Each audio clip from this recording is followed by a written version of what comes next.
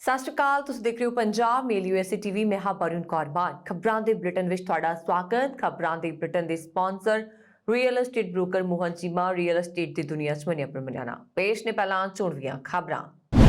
Canada ਆਉਣ ਵਾਲੇ ਮੁਸਾਫਿਰਾਂ ਨੂੰ ਮਿਲੀ ਵੱਡੀ ਰਾਹਤ। ਬਾਈਡਨ ਨੇ ਦੇਸ਼ ਵਾਸੀਆਂ ਲਈ ਇਨਸੂਲਿਨ ਅਤੇ ਹੋਰ ਦਵਾਈਆਂ ਤੇ ਬਚਤ ਦਾ ਕੀਤਾ ਐਲਾਨ। ਬਾਈਡਨ ਜੋੜੇ ਵੱਲੋਂ ਦੂਜੀ ਆਲਮੀ ਜੰਗੀ ਯਾਦਗਾਰ ਦਾ ਦੌਰਾ। यूक्रेन सरहद ते वधिया तणाव। बाइडन ते पुतिन दरमियान पैदा हुई टकराव की स्थिति।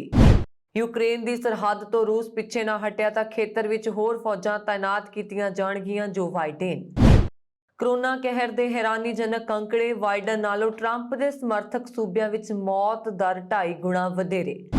लुटेरियां वल्लों दिन दिहाड़े जार्जिया विच भारती मूल दे गैस स्टेशन मालक की हत्या। ट्रंप की कंपनी विच शामिल होने लई कांग्रेस तो अस्तीफा देणगे रिपब्लिकन संसद मैंबर नून्स। ते हुणे ना खबरां दा विस्तार।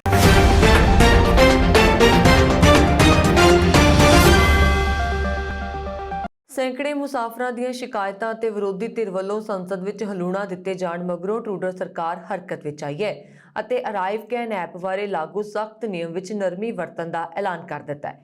ਕੈਨੇਡਾ ਦੇ ਲੋਕ ਸੁਰੱਖਿਆ ਮੰਤਰੀ ਵੱਲੋਂ ਜਾਰੀ ਨਵੀਆਂ ਹਦਾਇਤਾਂ ਮੁਤਾਬਕ ਜੇ ਵਿਦੇਸ਼ ਤੋਂ ਆਉਣ ਵਾਲਾ ਕੋਈ ਮੁਸਾਫਰ ਅਰਾਈਵ ਕੈਨ ਐਪ ਵਿੱਚ ਆਪਣੀ ਜਾਣਕਾਰੀ ਦਰਜ ਕਰਨੀ ਭੁੱਲ ਜਾਂਦਾ ਹੈ ਤਾਂ ਕੈਨੇਡਾ ਪਹੁੰਚ ਕੇ ਬਾਰਡਰ ਅਫਸਰਾਂ ਨੂੰ ਖੁਦ ਆਪਣੇ ਵੇਰਵੇ ਦੇ ਸਕਦਾ ਹੈ। ਕੰਜ਼ਰਵੇਟਿਵ ਪਾਰਟੀ ਦੀ ਲੋਕ ਸੁਰੱਖਿਆ ਮਾਮਲਿਆਂ ਬਾਰੇ ਆਲੋਚਕ ਰੌਕੇਲ ਡਾਂਚੋ ਨੇ ਸੋਮਵਾਰ ਨੂੰ ਹਾਊਸ ਆਫ ਕਾਮਨਸ ਵਿੱਚ ਇਹ ਮਾਮਲਾ ਉਠਾਉਂਦਿਆਂ ਕਿਹਾ ਕਿ ਕਈ ਮੁਸਾਫਰਾਂ ਕੋਲ ਸਮਾਰਟਫੋਨ ਨਹੀਂ ਹੁੰਦੇ ਜਦਕਿ ਕਈਆਂ ਦੇ ਰਾਹ ਵਿੱਚ ਮਹਿੰਗਾ ਇੰਟਰਨੈਟ ਅੜਿੱਕਾ ਬਣ ਜਾਂਦਾ ਹੈ। ਇਸ ਤੋਂ ਇਲਾਵਾ ਕਈ ਮੁਸਾਫਰਾਂ ਦੀ ਅਰਾਈਵ ਕੈਨ ਐਪ ਕ੍ਰੈਸ਼ ਹੋ ਜਾਂਦੀ ਹੈ ਅਤੇ ਨਿਰਦੋਸ਼ ਹੋਣ ਦੇ ਬਾਵਜੂਦ ਉਹਨਾਂ ਨੂੰ 14 ਦਿਨ ਵਾਸਤੇ ਕੁਆਰੰਟਾਈਨ ਕਰ ਦਿੱਤਾ ਜਾਂਦਾ ਹੈ। ਅਮਰੀਕਾ ਦੇ ਰਾਸ਼ਟਰਪਤੀ ਜੋ ਬਾਈਡਨ ਨੇ ਸੋਮਵਾਰ ਨੂੰ ਜ਼ੋਰ ਦੇ ਕੇ ਕਿਹਾ ਕਿ ਉਹਨਾਂ ਦਾ ਸੋਸ਼ਲ ਏਜੰਡਾ ਕਾਨੂੰਨ ਸਾਰੇ ਅਮਰੀਕੀ ਲੋਕਾਂ ਲਈ ਦਵਾਈਆਂ ਤੇ ਠੋਸ ਬਚਤ ਪ੍ਰਦਾਨ ਕਰੇਗਾ। ਉਹਨਾਂ ਨੇ ਕਿਹਾ ਕਿ ਖਪਤਕਾਰਾਂ ਨੇ ਜਿਹੜੀ ਰਾਹਤ ਦੀ ਮੰਗ ਰੱਖੀ ਹੈ ਉਹ ਹੁਣ ਦਿਖਾਈ ਦੇਣ ਵਾਲੀ ਹੈ, ਪਰ ਪਹਿਲਾਂ ਇਸ ਬਿੱਲ ਨੂੰ ਕਾਂਗਰਸ ਵੱਲੋਂ ਪਾਸ ਕਰਵਾਉਣਾ ਪਏਗਾ ਜਿੱਥੇ ਇਸ ਦੇ ਰਾਹ ਵਿੱਚ ਕਈ ਰੁਕਾਵਟਾਂ ਹਨ। ਰਾਸ਼ਟਰਪਤੀ ਬਾਈਡਨ ਨੇ ਰਾਜਨੀਤਿਕ ਚਾਲਾਂ ਰਾਹੀਂ ਬਿੱਲ ਦੀਆਂ ਕੁਝ ਵਿਵਸਥਾਵਾਂ ਨੂੰ ਨਜ਼ਰਅੰਦਾਜ਼ ਕਰਨ ਤੇ ਧਿਆਨ ਕੇਂਦਰਿਤ ਕਰਨ ਦੀ ਕੋਸ਼ਿਸ਼ ਕੀਤੀ ਹੈ ਜੋ ਮੌਸਮ ਤੋਂ ਲੈ ਕੇ ਪਰਿਵਾਰਕ ਜੀਵਨ ਅਤੇ ਟੈਕਸਾਂ ਤੱਕ ਦੇ ਮੁੱਦਿਆਂ ਨਾਲ ਸੰਬੰਧਿਤ ਨੇ। ਵੱਧਦੀ ਮਹਿੰਗਾਈ ਤੇ ਚਿੰਤਾਵਾਂ ਦੇ ਬਾਵਜੂਦ ਚੋਣਾਂ ਵਿੱਚ ਅਮਰੀਕੀ ਲੋਕਾਂ ਨੇ ਦਵਾਈਆਂ ਦੀਆਂ ਕੀਮਤਾਂ ਨੂੰ ਘਟਾਉਣ ਲਈ ਸਰਕਾਰੀ ਕਾਰਵਾਈ ਦੀ ਲਗਾਤਾਰ ਸਮਰਥਨ ਦਿਖਾਇਆ ਹੈ। ਬਾਈਡਨ ਨੇ ਵਾਈਟ ਹਾਊਸ ਵਿੱਚ ਕਿਹਾ, ਇਹ ਕਹਿਣਾ ਉਚਿਤ ਹੋਏਗਾ ਕਿ ਅਸੀਂ ਸਾਰੇ ਇਸ ਗੱਲ ਨਾਲ ਸਹਿਮਤ ਹੋ ਸਕਦੇ ਹਾਂ ਕਿ ਇਸ ਦੇਸ਼ ਵਿੱਚ ਡਾਕਟਰਾਂ ਵੱਲੋਂ ਪਰਚੀ ਤੇ ਲਿਖੀਆਂ ਜਾਣ ਵਾਲੀਆਂ ਦਵਾਈਆਂ ਬੇਹੱਦ ਮਹਿੰਗੀਆਂ ਨੇ। ਉਹਨਾਂ ਨੇ ਕਿਹਾ ਕਿ ਮੈਂ ਦਵਾਈਆਂ ਦੀਆਂ ਕੀਮਤਾਂ ਵਿੱਚ ਕਮੀ ਲਿਆਉਣ ਲਈ ਸਾਰੇ ਕਦਮ ਚੁੱਕਣ ਲਈ ਵਚਨਬੱਧ ਹਾਂ। ਫਾਰਮਾਸਿਊਟੀਕਲ ਕੰਪਨੀਆਂ ਨੂੰ ਉਹਨਾਂ ਦੇ ਨਿਵੇਸ਼ ਤੇ ਉਚਿਤ ਰਿਟਰਨ ਮਿਲ ਰਿਹਾ ਹੈ। ਅਮਰੀਕੀ ਰਾਸ਼ਟਰਪਤੀ ਜੋ ਬਾਈਡਨ ਨੇ ਜਾਪਾਨ ਵੱਲੋਂ ਪਰਲ ਹਾਰਬਰ ਤੇ ਕੀਤੇ ਹਮਲੇ ਦੀ 80ਵੀਂ ਵਰ੍ਹੇਗੰਢ ਮੌਕੇ ਮੁਲਕ ਦੀ ਰਾਜਧਾਨੀ ਵਿਚਲੀ ਦੂਜੀ ਆਲਮੀ ਜੰਗੀ ਯਾਦਗਾਰ ਦਾ ਦੌਰਾ ਕੀਤਾ। ਜਾਪਾਨ ਵੱਲੋਂ ਦੂਜੀ ਆਲਮੀ ਜੰਗ ਦੌਰਾਨ 7 ਦਸੰਬਰ 1941 ਨੂੰ ਪਰਲ ਹਾਰਬਰ ਤੇ ਹਵਾਈ ਵਿੱਚ ਹੋਰਨਾਂ ਟਿਕਾਣਿਆਂ ਤੇ ਕੀਤੇ ਹਮਲੇ ਵਿੱਚ 2403 ਜਾਣਿਆਂ ਦੀ ਜਾਨ ਜਾਂਦੀ ਰਹੀ ਸੀ। ਇਸ ਮਾਮਲੇ ਮਗਰੋਂ ਹੀ ਅਮਰੀਕਾ ਦੂਜੀ ਆਲਮੀ ਜੰਗ ਵਿੱਚ ਸ਼ਾਮਲ ਹੋਇਆ ਸੀ। ਇਸ ਫੇਰੀ ਮੌਕੇ ਬਾਈਡਨ ਨਾਲ ਪ੍ਰਥਮ ਮਹਿਲਾ ਜਿਲ ਬਾਈਡਨ ਵੀ ਸਨ ਤੇ ਉਹਨਾਂ ਯਾਦਗਾਰ ਤੇ ਫੁੱਲ ਮਾਲਾਵਾਂ ਰੱਖ ਕੇ ਸ਼ਰਧਾਂਜਲੀ ਦਿੱਤੀ। ਇਸ ਦੌਰਾਨ ਟੋਕੀਓ ਵਿੱਚ ਪਰਲ ਹਾਰਬਰ ਹਮਲੇ ਦੀ 80ਵੀਂ ਵਰ੍ਹੇਗੰਢ ਮੌਕੇ ਜਾਪਾਨ ਦੇ 100 ਦੇ ਕਰੀਬ ਸੰਸਦ ਮੈਂਬਰਾਂ ਨੇ ਅੱਜ ਇੱਕ ਬਵਾਬਤ ਯਾਦਗਾਰ ਦਾ ਦੌਰਾ ਕੀਤਾ ਜਿਸ ਨੂੰ ਚੀਨ ਤੇ ਕੋਰੀਆ ਜਾਪਾਨ ਵੱਲੋਂ ਜੰਗ ਦੌਰਾਨ ਕੀਤੀ ਚੜ੍ਹਾਈ ਦਾ ਸੰਕੇਤ ਮੰਨਦੇ ਨੇ। ਚੀਨੀ ਵਿਦੇਸ਼ ਮੰਤਰਾਲੇ ਦੇ ਤਰਜਮਾਨ ਜਾਓ ਲੀਜੀਆਨ ਨੇ ਕਿਹਾ ਕਿ ਜਾਪਾਨੀ ਕਾਨੂੰਨ ਘਾੜਿਆਂ ਦੀ ਇਹ ਕਾਰਵਾਈ ਭੜਕਾਊ ਤੇ ਮਿੱਥ ਕੇ ਕੀਤੀ ਪੇਸ਼ਕਦਮੀ ਹੈ। ਉਧਰ ਦੱਖਣ ਕੋਰੀਆ ਦੇ ਵਿਦੇਸ਼ ਮੰਤਰਾਲੇ ਨੇ ਵੀ ਜਾਪਾਨ ਦੀ ਇਸ ਪੇਸ਼ਕਾਰੀ ਤੇ ਵੱਡੀ ਫਿਕਰ ਜ਼ਾਹਿਰ ਕਰਦਿਆਂ ਅਫਸੋਸਜਨਕ ਦੱਸਿਆ ਹੈ। यूक्रेन की सरहद ते रूस के फौजी निर्माण के मुद्दे ते मंगलवार को अमेरिकी राष्ट्रपति जो बाइडन और रूसी राष्ट्रपति व्लादिमीर पुतिन दरमियान टकराव की स्थिति पैदा हो गई है। अमेरिकी राष्ट्रपति ने वीडियो कॉल दौरान पुतिन को कहा कि जेकर रूस यूक्रेन ते हमला करता है तो उसनों आर्थिक पाबंदी झेलनी पेगी। वीडियो कॉल शुरू होने तो कुछ घंटे पहला यूक्रेन के अधिकारियों ने कहा कि रूस अपने टैंक और स्नाइपर भेज के जवाबी गोलाबारी लिए उकसाउण की कार्रवाई कर रहा है। हालांकि ਹਾਲਾਂਕਿ ਰੂਸ ਦੇ ਰਾਸ਼ਟਰਪਤੀ ਦਫ਼ਤਰ ਕ੍ਰੈਮਲਿਨ ਵੱਲੋਂ ਇਹਨਾਂ ਦੋਸ਼ਾਂ ਤੇ ਕੋਈ ਪ੍ਰਤੀਕਿਰਿਆ ਨਹੀਂ ਜ਼ਾਹਿਰ ਕੀਤੀ ਗਈ ਹੈ। ਵਾਈਟ ਹਾਊਸ ਦੇ ਅਧਿਕਾਰੀਆਂ ਮੁਤਾਬਕ ਬਾਈਡਨ ਨੇ ਸਪਸ਼ਟ ਕਰ ਦਿੱਤਾ ਹੈ ਕਿ ਸਥਿਤੀ ਪੈਦਾ ਹੋਣ ਤੇ ਅਮਰੀਕਾ ਰੂਸ ਤੇ ਆਰਥਿਕ ਪਾਬੰਦੀ ਲਾਉਣ ਨੂੰ ਤਿਆਰ ਹੈ। ਰਾਸ਼ਟਰਪਤੀ ਜੋ ਬਾਈਡਨ ਨੇ ਰੂਸ ਦੇ ਰਾਸ਼ਟਰਪਤੀ ਵਲਾਦੀਮੀਰ ਪੁਤਿਨ ਨੂੰ ਇੱਕ ਵੀਡੀਓ ਕਾਨਫਰੰਸ ਰਾਹੀਂ ਸਖਤ ਸੰਦੇਸ਼ ਦਿੰਦਿਆਂ ਕਿਹਾ ਕਿ ਜੇਕਰ ਰੂਸ ਯੂਕਰੇਨ ਵਿਰੁੱਧ ਆਪਣੀਆਂ ਹਮਲਾਵਰ ਗਤੀਵਿਧੀਆਂ ਬੰਦ ਨਹੀਂ ਕਰਦਾ ਤਾਂ ਉਸ ਵਿਰੁੱਧ ਅਮਰੀਕਾ ਤੇ ਉਸਦੇ ਭਾਈਵਾਲ ਦੇਸ਼ਾਂ ਵੱਲੋਂ ਸਖਤ ਆਰਥਿਕ ਪਾਬੰਦੀਆਂ ਲਗਾਉਣ ਦੇ ਨਾਲ-ਨਾਲ ਖੇਤਰ ਵਿੱਚ ਹੋਰ ਫੌਜਾਂ ਵੀ ਤਾਇਨਾਤ ਕੀਤੀਆਂ ਜਾਣਗੀਆਂ। ਬਾਈਡਨ ਨੇ ਕਿਹਾ ਕਿ ਉਹ ਯੂਕਰੇਨ ਵਿਚਲੇ ਸੰਕਟ ਦਾ ਕੂਟਨੀਤਿਕ ਹੱਲ ਲੱਭਣ ਨੂੰ ਤਰਜੀਹ ਦਿੰਦੇ ਨੇ, ਪਰ ਇਸ ਦੇ ਨਾਲ ਹੀ ਉਹਨਾਂ ਨੇ ਚੇਤਾਵਨੀ ਦਿੱਤੀ ਹੈ ਕਿ ਉਹ ਯੂਕਰੇਨ ਨੂੰ ਪਹਿਲਾਂ ਦਿੱਤੇ ਜਾ ਰਹੇ ਰੱਖਿਆ ਸਾਜ਼ ਸਮਾਨ ਤੋਂ ਇਲਾਵਾ ਹਿਫਾਜ਼ਤ ਲਈ ਹੋਰ ਲੋੜੀਂਦੇ ਸਾਧਨ ਵੀ ਦੇਗਾ ਤੇ ਖੇਤਰ ਦੀ ਨਾਟੋ ਦੁਆਰਾ ਕਿਲਾਬੰਦੀ ਲਈ ਹੋਰ ਫੌਜਾਂ ਭੇਜੀਆਂ ਜਾਣਗੀਆਂ। ਵਾਈਟ ਹਾਊਸ ਦੇ ਕੌਮੀ ਸੁਰੱਖਿਆ ਸਲਾਹਕਾਰ ਜੇਕ ਸੁਲੀਵਾਨ ਨੇ ਕਿਹਾ ਕਿ ਦੋਨਾਂ ਆਗੂਆਂ ਵਿਚਾਲੇ 2 ਘੰਟੇ ਦੇ ਕਰੀਬ ਗੱਲਬਾਤ ਹੋਈ। ਵੀਡੀਓ ਕਾਲ ਤੋਂ ਬਾਅਦ ਪੱਤਰਕਾਰਾਂ ਨਾਲ ਗੱਲਬਾਤ ਕਰਦਿਆਂ ਸੁਲੀਵਾਨ ਨੇ ਕਿਹਾ ਕਿ ਇਹ ਕੁਝ ਛੱਡਣ ਤੇ ਕੁਝ ਲੈਣ ਦਾ ਮਾਮਲਾ ਹੈ। ਰਾਸ਼ਟਰਪਤੀ ਯੂਕਰੇਨ ਬਾਰੇ ਸਾਰੇ ਮੁੱਦਿਆਂ ਉੱਪਰ ਸਪਸ਼ਟ ਨੇ। ਰੂਸ ਵੱਲੋਂ ਯੂਕਰੇਨ ਦੀ ਸਰਹੱਦ ਉੱਪਰ ਭਾਰੀ ਤਾਦਾਦ ਵਿੱਚ ਫੌਜਾਂ ਤਾਇਨਾਤ ਕਰਨ ਸੰਬੰਧੀ ਖੁਫੀਆ ਰਿਪੋਰਟਾਂ 'ਚ ਯੂਕਰੇਨ ਉੱਪਰ ਹਮਲੇ ਦੀ ਪ੍ਰਗਟਾਈ ਗਈ ਸੰਭਾਵਨਾ ਉਪਰੰਤ ਬਾਈਡਨ ਤੇ ਪੁਤਿਨ ਵਿਚਾਲੇ ਵੀਡੀਓ ਕਾਨਫਰੰਸ ਰਾਹੀਂ ਲੰਬੀ ਗੱਲਬਾਤ ਹੋਈ ਹੈ। ਸੁਲੀਵਾਨ ਨੇ ਕਿਹਾ ਕਿ ਅਮਰੀਕਾ ਦਾ ਵਿਸ਼ਵਾਸ ਹੈ ਕਿ ਪੁਤਿਨ ਨੇ ਅਜੇ ਯੂਕਰੇਨ ਉੱਪਰ ਹਮਲੇ ਦਾ ਨਿਰਣਾ ਨਹੀਂ ਲਿਆ, ਪਰ ਅਮਰੀਕੀ ਅਧਿਕਾਰੀਆਂ ਦੀ ਰਾਏ ਹੈ ਕਿ ਰੂਸ ਨੇ ਯੂਕਰੇਨ ਦੀ ਸਰਹੱਦ ਉੱਪਰ ਲੋੜੀਂਦੀ ਸਮਰੱਥਾ ਅਨੁਸਾਰ युद्ध ਸਮੱਗਰੀ ਇਕੱਠੀ ਕਰ ਲਈ ਹੈ ਤਾਂ ਜੋ ਹਮਲਾ ਕਰਨ ਦੀ ਹਾਲਤ ਵਿੱਚ ਵਰਤੀ ਜਾ ਸਕੇ। ਹਾਲਾਂਕਿ ਸੁਲੀਵਾਨ ਨੇ ਇਹ ਨਹੀਂ ਦੱਸਿਆ ਕਿ ਕਿਸ ਕਿਸਮ ਦੀਆਂ ਆਰਥਿਕ ਪਾਬੰਦੀਆਂ ਲਾਈਆਂ ਜਾਣਗੀਆਂ, ਪਰ ਉਹਨਾਂ ਜ਼ੋਰ ਦੇ ਕੇ ਕਿਹਾ ਕਿ ਜੇਕਰ ਰੂਸ ਪਿੱਛੇ ਨਹੀਂ ਹਟਦਾ ਤਾਂ ਅਮਰੀਕਾ ਤੇ ਉਸਦੇ ਮਿੱਤਰ ਦੇਸ਼ ਮਾਸਕੋ ਦੀ ਆਰਥਿਕ ਨਾਕਾਬੰਦੀ ਜ਼ਰੂਰ ਕਰਨਗੇ। ਵੀਡੀਓ ਕਾਨਫਰੰਸ ਦੌਰਾਨ ਪੁਤਿਨ ਨੇ ਕਿਹਾ ਕਿ ਰੂਸ ਉੱਪਰ ਸਾਰੀ ਜ਼ਿੰਮੇਵਾਰੀ ਸੁੱਟਣੀ ਗਲਤ ਹੈ ਕਿਉਂਕਿ ਇਹ ਨਾਟੋ ਹੈ ਜੋ ਯੂਕਰੇਨ ਦੇ ਖੇਤਰ ਵਿੱਚ ਆਪਣੀ ਸਥਿਤੀ ਮਜ਼ਬੂਤ ਕਰਨ ਲਈ ਖਤਰਨਾਕ ਕੋਸ਼ਿਸ਼ਾਂ ਕਰ ਰਿਹਾ ਹੈ ਤੇ ਰੂਸ ਦੀਆਂ ਸਰਹੱਦਾਂ ਨੇੜੇ ਆਪਣੀ ਫੌਜੀ ਤਾਕਤ ਵਧਾਉਣ ਦੀ ਕੋਸ਼ਿਸ਼ ਵਿੱਚ ਹੈ। ਦੁਨੀਆ ਭਰ ਵਿੱਚ ਕੋਰੋਨਾ ਵਾਇਰਸ ਦੇ ਨਵੇਂ ਵੈਰੀਐਂਟ ਓਮਿਕਰੌਨ ਦੀ ਦਹਿਸ਼ਤ ਫੈਲੀ ਹੋਈ ਹੈ। ਓਮਿਕਰੌਨ ਦਾ ਪਹਿਲਾ ਮਾਮਲਾ ਦੱਖਣੀ ਅਫਰੀਕਾ ਵਿੱਚ ਸਾਹਮਣੇ ਆਇਆ ਸੀ ਅਤੇ ਹੁਣ ਤੱਕ ਇਹ ਵੈਰੀਐਂਟ 40 ਦੇ ਕਰੀਬ ਦੇਸ਼ਾਂ ਵਿੱਚ ਫੈਲ ਚੁੱਕਾ ਹੈ। ਵੱਖ-ਵੱਖ ਦੇਸ਼ ਕੋਰੋਨਾ ਦੀ ਵੈਕਸੀਨ ਤੇ ਜ਼ੋਰ ਦੇ ਰਹੇ ਨੇ। ਉੱਥੇ ਇਸ ਦਰਮਿਆਨ ਅਮਰੀਕਾ 'ਚ ਕੋਰੋਨਾ ਸੰਕਰਮਣ ਦਾ ਸਿਆਸੀ ਪਹਿਲੂ ਸਾਹਮਣੇ ਆਇਆ।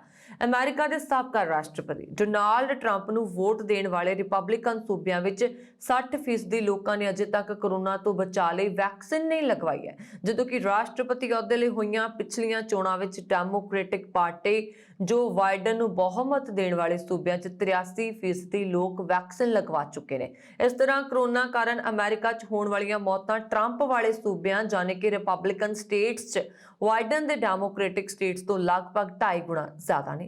ਇੱਕ ਰਿਪੋਰਟ ਅਨੁਸਾਰ ਰਿਪਬਲਿਕਨ ਪਾਰਟੀ 'ਚ ਜ਼ਿਆਦਾ ਮੌਤ ਦਰ ਅਤੇ ਸੰਕਰਮਣ ਦਾ ਸਭ ਤੋਂ ਵੱਡਾ ਕਾਰਨ ਰਿਪਬਲਿਕਨ ਪਾਰਟੀ ਵੱਲੋਂ ਟੀਕਾਕਰਨ ਅਤੇ ਤਾਲਾਬੰਦੀ ਦਾ ਵਿਰੋਧ ਹੈ। ਰਿਪਬਲਿਕਨ ਪਾਰਟੀ ਦੇ ਜ਼ਿਆਦਾਤਰ ਸਮਰਥਕ ਵੈਕਸੀਨ ਲਗਵਾਉਣ ਦੇ ਵਿਰੋਧ 'ਚ ਨੇ। ਰਿਪੋਰਟ ਅਨੁਸਾਰ ਪਤਾ ਲੱਗਾ ਹੈ ਕਿ ਰਿਪਬਲਿਕਨ ਪਾਰਟੀ ਅੰਦਰ ਟੀਕਿਆਂ ਨੂੰ ਲੈ ਕੇ ਧਾਰਮਿਕ ਅਤੇ ਸਮਾਜਿਕ ਧਾਰਨਾਵਾਂ ਹਨ। ਰਿਪੋਰਟ ਦੇ ਸਰਵੇ ਮੁਤਾਬਕ 90% ਰਿਪਬਲਿਕਨ ਟੀਕਿਆਂ ਨੂੰ ਲੈ ਕੇ ਘੱਟੋ ਘੱਟ ਇੱਕ ਗਲਤ ਧਾਰਨਾ ਤੋਂ ਪੀੜਤ ਹਨ ਅਤੇ ਉਹ ਇਸ ਨੂੰ ਸਹੀ ਮੰਨਦੇ ਨੇ।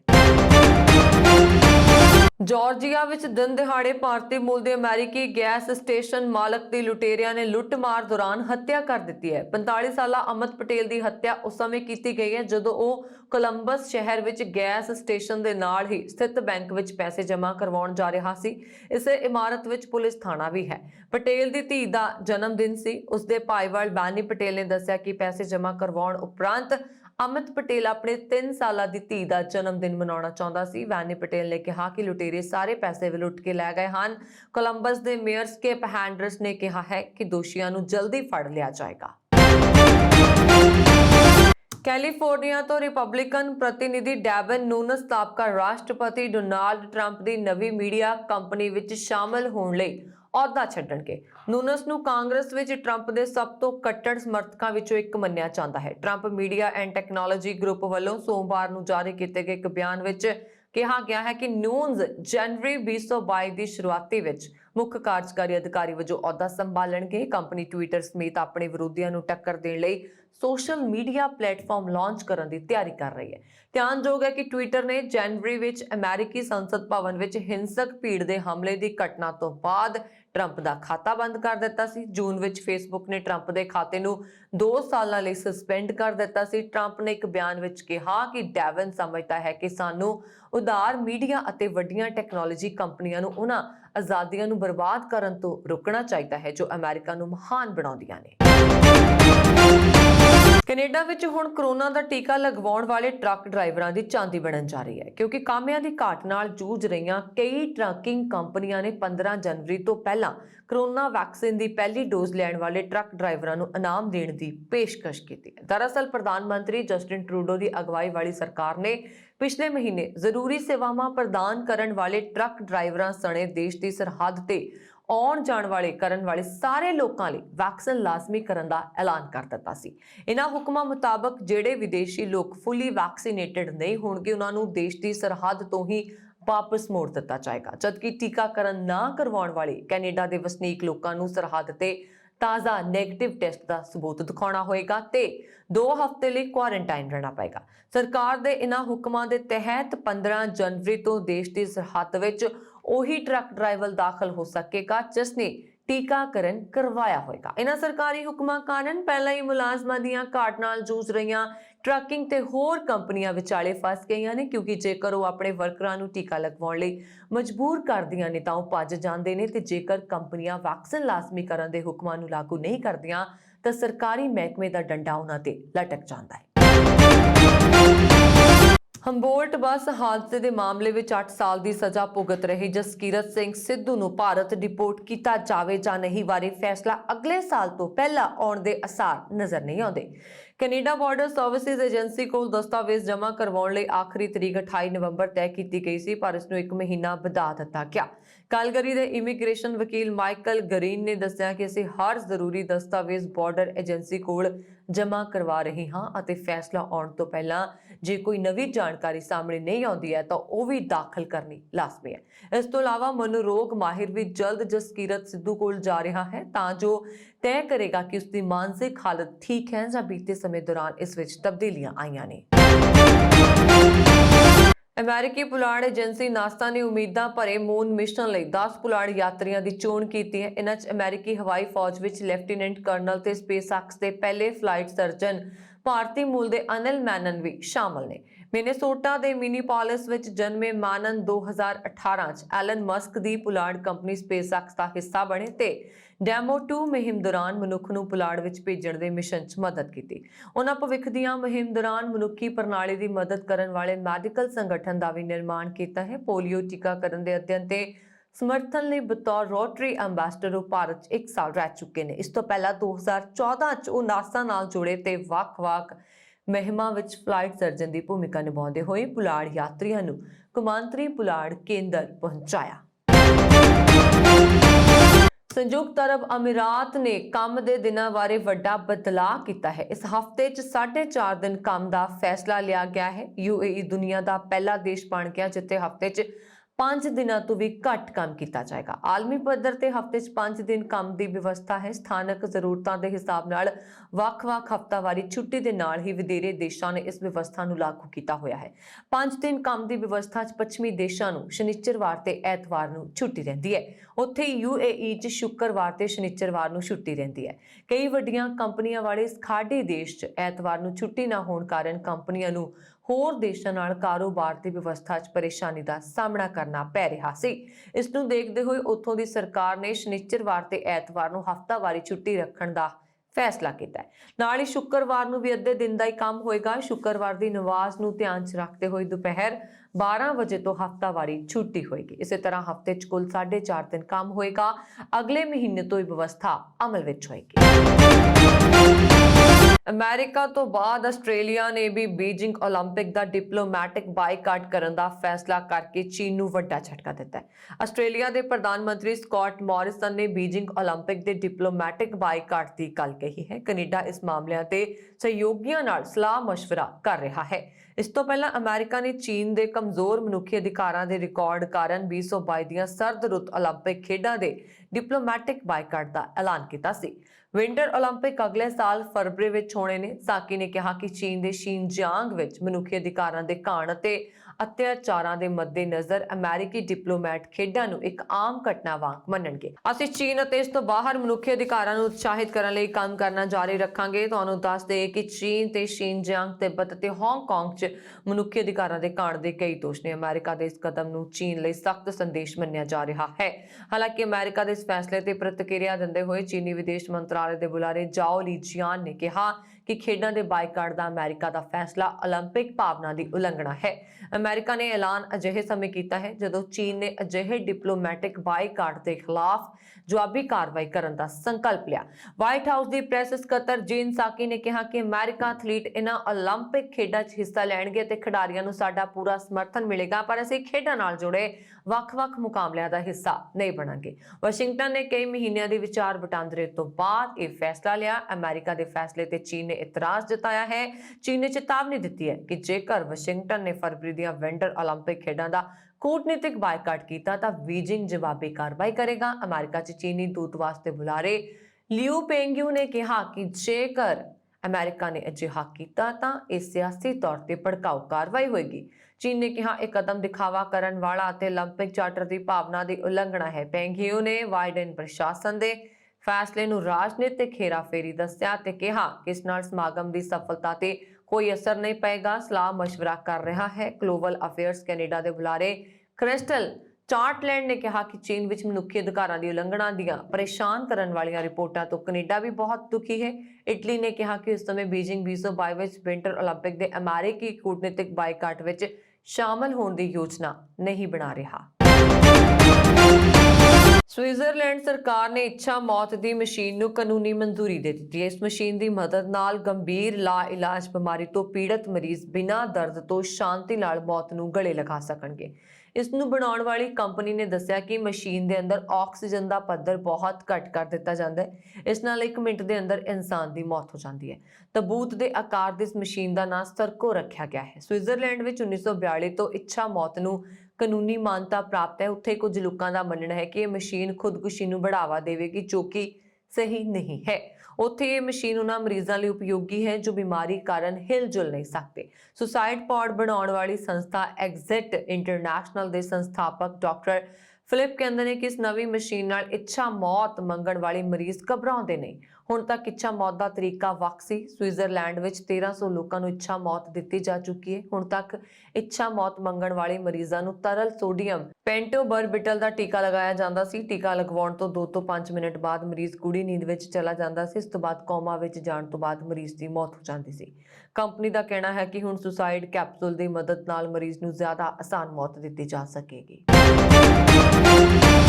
ਸਰਬੱਤ ਦਾ ਭਲਾ ਚੈਰੀਟੇਬਲ ਟਰਸਟ ਦੇ managing trustee doctor SP Singh Oberoi ਮੁੜ ਸ਼ਰਨਾਰਥੀਆਂ ਲਈ ਬਣੇ ਰੱਬੀ ਫਰਿਸ਼ਤਾ। ਭਾਰਤ ਅੰਦਰ ਰਹਿ ਰਹੇ 200 ਅਫਗਾਨੀ ਫੌਜੀ ਸ਼ਰਨਾਰਥੀ ਪਰਿਵਾਰਾਂ ਨੂੰ 6 ਮਹੀਨੇ ਦਾ ਰਾਸ਼ਨ ਮੁਹੱਈਆ ਕਰਵਾਇਆ ਗਿਆ ਹੈ। ਆਪਣੀ ਨਿੱਜੀ ਕਮਾਈ 'ਚੋਂ ਕਰੋੜਾਂ ਰੁਪਏ ਲੋੜਵੰਦਾਂ ਦੀ ਮਦਦ ਲਈ ਖਰਚਣ ਕਾਰਨ ਪੂਰੀ ਦੁਨੀਆ ਅੰਦਰ ਰੱਬੀ ਫਰਿਸ਼ਤੇ ਵਜੋਂ ਜਾਣੇ ਜਾਂਦੇ ਦੁਬਈ ਦੇ ਉੱਘੇ ਸਿੱਖ ਕਾਰੋਬਾਰੀ ਅਤੇ ਸਰਬੱਤ ਦਾ ਭਲਾ ਚੈਰੀਟੇਬਲ ਟਰਸਟ ਦੇ ਬਾਨੀ ਡਾਕਟਰ ਐਸਪੀ ਸਿੰਘ ਗੁਬਰਾਏ ਨੇ ਕਰੋਨਾ ਮਹਾਮਾਰੀ ਦੌਰਾਨ ਵੱਖ-ਵੱਖ ਖੇਤਰਾਂ 'ਚ ਮਿਸਾਲੀ ਸੇਵਾਵਾਂ ਨਿਭਾਈਆਂ। ਉੱਥੇ ਅਫਗਾਨਿਸਤਾਨ ਦੇ ਅੰਬੈਸਡਰ ਫਾਰਿਡ ਮਾਮੂਦੰਜ਼ੇ ਦੀ ਬੇਨਤੀ ਤੇ ਕਰੋਨਾ ਮਹਾਮਾਰੀ ਦੇ ਚਲਦਿਆਂ ਪਹਿਲਾਂ ਵੀ ਸੁੱਕੇ ਰਾਸ਼ਨ ਦੀ ਸੇਵਾ ਕੀਤੀ ਗਈ ਸੀ ਅਤੇ ਹੁਣ ਮੁੜ 200 ਅਫਗਾਨੀ ਫੌਜੀ ਸ਼ਰਨਾਰਥੀ ਪਰਿਵਾਰ ਜੋ ਕਿ ਭਾਰਤ ਟ੍ਰੇਨਿੰਗ ਤੇ ਆਏ ਹੋਏ ਸਨ, ਜੋ ਮੁੜ ਅਫਗਾਨਿਸਤਾਨ ਵਾਪਸੀ ਨਹੀਂ ਕਰ ਸਕੇ, ਉਹਨਾਂ ਲਈ 6 ਮਹੀਨੇ ਦਾ ਰਾਸ਼ਨ ਮੁਹੱਈਆ ਕਰਵਾਉਣ ਦਾ ਵੱਡਾ ਬੀੜਾ ਸਰਬੱਤ ਦਾ ਭਲਾ ਚੈਰੀਟੇਬਲ ਟਰਸਟ ਨੇ ਚੁੱਕਿਆ ਹੈ। ਇਸ ਸੰਬੰਧੀ ਜਾਣਕਾਰੀ ਦਿੰਦਿਆਂ ਡਾਕਟਰ ਐਸਪੀ ਸਿੰਘ ਗੁਬਰਾਏ ਨੇ ਦੱਸਿਆ ਕਿ ਅਫਗਾਨਿਸਤਾਨ ਦੇ ਅੰਬੈਸਡਰ ਫਾਰਿਡ ਮਾਮੂਦੰਜ਼ੇ ਨੂੰ ਸਮੇਂ-ਸਮੇਂ ਤੇ ਕਿਸੇ ਵੀ ਚੀਜ਼ ਦੀ ਲੋੜ ਹੁੰਦੀ ਹੈ ਤਾਂ ਉਹ ਸਰਬੱਤ ਦਾ ਭਲਾ ਚੈਰੀਟੇਬਲ ਟਰਸਟ ਨਾਲ ਸੰਪਰਕ ਕਰਦੇ ਨੇ। ਇੱਕ ਵਾਰ ਫਿਰ ਭਾਰਤ ਆਏ ਅਫਗਾਨੀ ਫੌਜੀ ਜੋ ਮੁੜ ਆਪਣੇ ਘਰ ਵਾਪਸੀ ਨਹੀਂ ਕਰ ਸਕੇ, ਜਿਨ੍ਹਾਂ ਦੀ ਫੈਮਿਲੀ ਵੀ ਇੱਥੇ ਭਾਰਤ 'ਚ ਹੀ ਹੈ, ਉਹਨਾਂ 200 ਪਰਿਵਾਰਾਂ ਲਈ ਅਫਗਾਨਿਸਤਾਨ ਅੰਬੈਸੀ ਨੇ ਰਾਸ਼ਨ ਦੀ ਮਦਦ ਮੰਗੀ ਸੀ, ਜੋ ਕਿ ਸਰਬੱਤ ਦਾ ਭਲਾ ਚੈਰੀਟੇਬਲ ਟਰਸਟ ਨੇ ਮਨਜ਼ੂਰ ਕਰਕੇ 6 ਮਹੀਨੇ ਦਾ ਰਾਸ਼ਨ ਉਹਨਾਂ ਨੂੰ ਦੇਣਾ ਸ਼ੁਰੂ ਕਰ ਦਿੱਤਾ, ਜਿਸ ਦੀ ਪਹਿਲੀ ਖੇਪ 3-4 ਦਿਨ ਪਹਿਲਾਂ ਹੀ ਅੰਬੈਸੀ 'ਚ ਪਹੁੰਚਾ ਦਿੱਤੀ ਗਈ, ਜਿਸ ਦੀ ਵੰਡ ਸ਼ੁਰੂ ਹੋ ਚੁੱਕੀ ਹੈ, ਜਿਸ ਵਿੱਚ ਚਾਵਲ, ਸਫੇਦ ਚਨਾ, ਚੀਨੀ, ਮੈਕਰੋਨੀ, ਤੇਲ ਤੇ ਚਾਹ ਪੱਤੀ 1 ਮਹੀਨੇ ਦਾ ਰਾਸ਼ਨ ਸ਼ਾਮਲ ਹੈ। ਅਫਗਾਨਿਸਤਾਨ ਦੇ ਅੰਬੈਸਡਰ ਸਾਹਿਬ ਵੱਲੋਂ ਟਾਈਮ ਟੂ ਟਾਈਮ ਕਿਸੇ ਚੀਜ਼ ਦੀ ਜ਼ਰੂਰਤ ਹੁੰਦੀ ਹੈ ਤੇ ਉਹ ਸਰਬਤ ਦਾ ਭਲਾ ਚੈਰੀਟੇਬਲ ਟਰਸਟ ਨੂੰ ਕੰਟੈਕਟ ਕਰਦੇ ਨੇ। ਇੱਕ ਵਾਰੀ ਫਿਰ ਜਿਹੜੇ ਕੁਝ ਸੋਲਜਰ ਜਿਹੜੇ ਇੰਡੀਆ ਆਏ ਹੋਏ ਸੀ ਟ੍ਰੇਨਿੰਗ ਤੇ ਵਾਪਸ ਨਹੀਂ ਜਾ ਪਾਏ, ਉਹਨਾਂ ਦੀ ਫੈਮਿਲੀਜ਼ ਵੀ ਇੱਥੇ ਨੇ। ਸੋ 200 ਫੈਮਿਲੀ ਵਾਸਤੇ ਉਹਨਾਂ ਨੇ ਰਾਸ਼ਨ ਦੀ ਮੰਗ ਕੀਤੀ ਸੀ, ਜੋ ਸਰਬਤ ਦੇ ਭਲਾ ਨੇ ਮਨਜ਼ੂਰ ਕਰਕੇ 6 ਮਹੀਨੇ ਦਾ ਰਾਸ਼ਨ ਜਿਹੜਾ ਉਹਨਾਂ ਦਾ ਉਹ ਦੇਣਾ ਸ਼ੁਰੂ ਕਰ ਦਿੱਤਾ ਹੈ। ਜਿਹੜੀ ਪਹਿਲੀ ਖੇਪ ਸੀ ਉਹ 3-4 ਦਿਨ ਪਹਿਲਾਂ ਜਿਹੜੀ ਉਹ ਅੰਬੈਸੀ 'ਚ ਪਹੁੰਚਾ ਦਿੱਤੀ ਗਈ ਹੈ, ਜਿਹਦੀ ਕਿ ਡਿਸਟ੍ਰੀਬਿਊਸ਼ਨ ਸ਼ੁਰੂ ਹੋ ਚੁੱਕੀ ਹੈ, ਜਿਹਦੇ ਵਿੱਚ ਚਾਵਲ ਨੇ, ਚਨਾ, ਵਾਈਟ ਚਨਾ, ਚੀਨੀ, ਮਕਰੋਨੀ, ਆਇਲ ਤੇ ਚਾਹ ਪੱਤੀ। ਸੋ ਇਹ ਚੀਜ਼ਾਂ ਜਿਹੜੀਆਂ ਇੱਕ ਮਹੀਨੇ ਦਾ ਰਾਸ਼ਨ ਜਿਹੜਾ ਇਹ ਦਿੱਤਾ ਜਾ ਰਿਹਾ, 6 ਮਹੀਨੇ ਤੱਕ ਇਹ ਜਾਰੀ ਰਹੇਗਾ। ਇੱਥੇ ਦੱਸਣਯੋਗ ਹੈ ਕਿ ਇਸ ਤੋਂ ਪਹਿਲਾਂ ਵੀ ਈਦ ਦੇ ਉੱਤੇ ਉਹਨਾਂ ਨੇ ਮੰਗ ਕੀਤੀ ਸੀ, ਉਦੋਂ ਤਕਰੀਬਨ 200 ਟਨ ਰਾਸ਼ਨ ਜਿਹੜਾ ਸੀ 20,000 ਰਿਫਿਊਜੀ ਜਿਹੜੇ ਸੀ ਉਹਨਾਂ ਨੂੰ ਸਪਲਾਈ ਕੀਤਾ ਗਿਆ ਸੀ, ਉਹ ਵੀ ਅੰਬੈਸੀ ਦੇ ਥਰੂ ਹੀ ਹੋਇਆ ਸੀ। ਤੇ ਅਸੀਂ ਅੱਗੋਂ ਵੀ ਕਿਸੇ ਵੀ ਚੀਜ਼ ਦੀ ਜ਼ਰੂਰਤ ਹੁੰਦੀ ਹੈ, ਅੰਬੈਸੀ ਦੱਸਦੀ ਹੈ ਕਿ ਇਹਨਾਂ ਰਿਫਿਊਜੀ ਨੂੰ ਚਾਹੀਦਾ ਹੈ ਤੇ ਅਸੀਂ ਜ਼ਰੂਰ ਉਹਨਾਂ ਦੀ ਹੈਲਪ ਕਰਾਂਗੇ। अस्सलाम वालेकुम। मैं अपनी तरफ और अपने सारे रिफ्यूजी भाई और बहनों की तरफ से आप लोगों का तहे दिल से शुक्रिया अदा करना चाहूँगा, जिन्होंने आपकी हमारे सारे अफ़गान रिफ्यूजी की हेल्प किया है। आप लोगों ने मतलब सब आप लोगों से खुश है, हमने भी लिया और जितनी भी अफ़गान पीपल यहाँ पर है सब आप लोगों को दुआएं दे रहे हैं। और जो हमारे चीफ साहब हमारे साथ खड़े हैं तो इनकी मेहनत और आप लोगों की मेहनत सब रंग लाए और सबकी दुआएँ मिल रही है आप लोगों को। और उम्मीद आप लोगों से ये कि हमेशा हमारे साथ ये हेल्प होता रहेगा तो आपकी बड़ी मेहरबानी होगी। और बाकी हम ईद का रात है और स्पेशल ये आज हम पहले ईद की रात है और सब इतनी भीड़ इकट्ठे हुए हैं सब राशन के लिए और सब इसी उम्मीद लगा बैठे हैं। बस खुश रहे आप हमेशा, हमारी दुआएं आपके साथ है और इससे ज़्यादा मैं क्या कहूँगा। Thank you. London high court ਨੇ ਬ੍ਰਿਟੇਨ ਦੀ ਗ੍ਰਹਿ ਮੰਤਰੀ ਪ੍ਰੀਤੀ ਪਟੇਲ ਨੂੰ ਬਚਾਉਣ ਦੇ ਮਾਮਲੇ ਵਿੱਚ ਬ੍ਰਿਟਿਸ਼ ਪ੍ਰਧਾਨ ਮੰਤਰੀ ਬੋਰਿਸ ਜੌਨਸਨ ਦੇ ਪੱਖ ਵਿੱਚ ਫੈਸਲਾ ਸੁਣਾਇਆ ਹੈ। ਹਾਈ ਕੋਰਟ ਨੇ ਪ੍ਰੀਤੀ ਪਟੇਲ ਨਾਲ ਸੰਬੰਧਿਤ ਇੱਕ ਆਜ਼ਾਦ ਜਾਂਚ ਨੂੰ ਰੱਦ ਕਰ ਦਿੱਤਾ ਹੈ। ਭਾਰਤੀ ਮੂਲ ਦੀ ਪ੍ਰੀਤੀ ਪਟੇਲ ਤੇ ਮੰਤਰੀ ਮੰਡਲੀ ਕੋਡ ਦੀ ਉਲੰਘਣਾ ਦਾ ਦੋਸ਼ ਸੀ। ਸੀਨੀਅਰ ਸਿਵਲ ਸੇਵਕਾਂ ਦੀ ਇੱਕ ਟ੍ਰੇਨ ਯੂਨੀਅਨ ਦੇ ਜੌਨਸਨ ਖਿਲਾਫ ਮਾਮਲਾ ਦਾਇਰ ਸੀ। ਜੌਨਸਨ ਤੇ ਗ੍ਰਹਿ ਮੰਤਰਾਲਾ ਦੇ ਸਥਾਈ ਸਕੱਤਰ ਫਿਲਿਪ ਰਤਨਮ ਨਾਲ ਕਥਿਤ ਤੌਰ ਤੇ ਇਤਰਾਜ਼ਯੋਗ ਵਿਵਹਾਰ ਕਰਨ ਦਾ ਦੋਸ਼ ਗ੍ਰਹਿ ਮੰਤਰੀ ਪ੍ਰੀਤੀ ਪਟੇਲ ਨੂੰ ਬਚਾਉਣ ਦਾ ਦੋਸ਼ ਸੀ। ਰਤਨਮ ਨੂੰ ਇਸ ਮੁੱਦੇ ਤੇ ਅਸਤੀਫਾ ਦੇ ਦਿੱਤਾ ਸੀ। ਰਤਨਮ ਦਾ ਦੋਸ਼ ਸੀ ਕਿ ਉਹਨਾਂ ਦੇ ਖਿਲਾਫ ਗਲਤ ਪ੍ਰਚਾਰ ਮੁਹਿੰਮ ਚਲਾਈ ਗਈ, ਜਿਸ ਦੇ ਪਿੱਛੇ ਪ੍ਰੀਤੀ ਪਟੇਲ ਦਾ ਹੱਥ ਸੀ।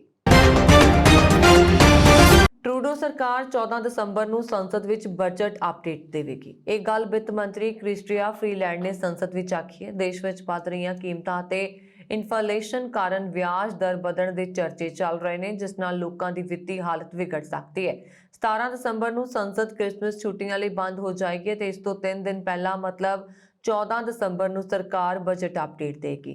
ਕੋਰੋਨਾ ਮਹਾਮਾਰੀ ਦੌਰਾਨ ਟਰੂਡੋ ਸਰਕਾਰ ਨੇ ਬੇਮਹਾਰਾ ਖਰਚਾ ਵਧਾ ਲਿਆ ਸੀ, ਜਿਸ ਕਾਰਨ ਪਿਛਲੇ ਵਿੱਤੀ ਸਾਲ ਦਾ ਬਜਟ ਘਾਟਾ $352 ਮਿਲੀਅਨ ਅਤੇ ਚਾਲੂ ਵਿੱਤੀ ਸਾਲ ਦਾ ਬਜਟ ਘਟਾ $155 ਬਿਲੀਅਨ ਰਹਿਣ ਦਾ ਅਨੁਮਾਨ ਹੈ। ਵਿੱਤੀ ਮੰਤਰੀ ਕ੍ਰਿਸਟੀਆ ਫਰੀਲੈਂਡ ਨੇ ਕਿਹਾ ਕਿ ਸਾਡੀ ਸਰਕਾਰ ਦਾ ਨਿਸ਼ਾਨਾ ਕੋਵਿਡ ਖਿਲਾਫ ਜੰਗ ਜਿੱਤਣਾ ਤੇ ਆਰਥਿਕ ਰਿਕਵਰੀ ਕਰਨਾ ਹੈ। ਲਿਬਰਲ ਸਰਕਾਰ ਵੱਲੋਂ $7 ਮਿਲੀਅਨ ਦੇ ਸਪੋਰਟਸ ਪੈਕੇਜ ਬਾਰੇ ਬਹਿਸ ਚੱਲ ਰਹੀ ਹੈ, ਜਦਕਿ ਐਨਡੀਪੀ ਹੋਰ ਖਰਚਾ ਵਧਾਉਣ ਦੀ ਮੰਗ ਕਰ ਰਹੀ ਹੈ। ਕੰਜ਼ਰਵੇਟਿਵ ਵਿੱਤ ਕ੍ਰਿਟਿਕ ਪੀਅਰ ਪੋਲੀਵਰ ਨੇ ਕਿਹਾ ਕਿ ਸਰਕਾਰ ਵਿੱਤੀ ਅਪਡੇਟ ਬਹੁਤ ਲੇਟ ਦੇਣ ਜਾ ਰਹੀ ਹੈ ਅਤੇ ਕ੍ਰਿਸਮਸ ਛੁੱਟੀਆਂ ਕਾਰਨ ਇਸ ਬਾਰੇ ਵਿਸਤ੍ਰਿਤ ਬਹਿਸ ਦਾ ਮੌਕਾ ਨਹੀਂ ਮਿਲੇਗਾ।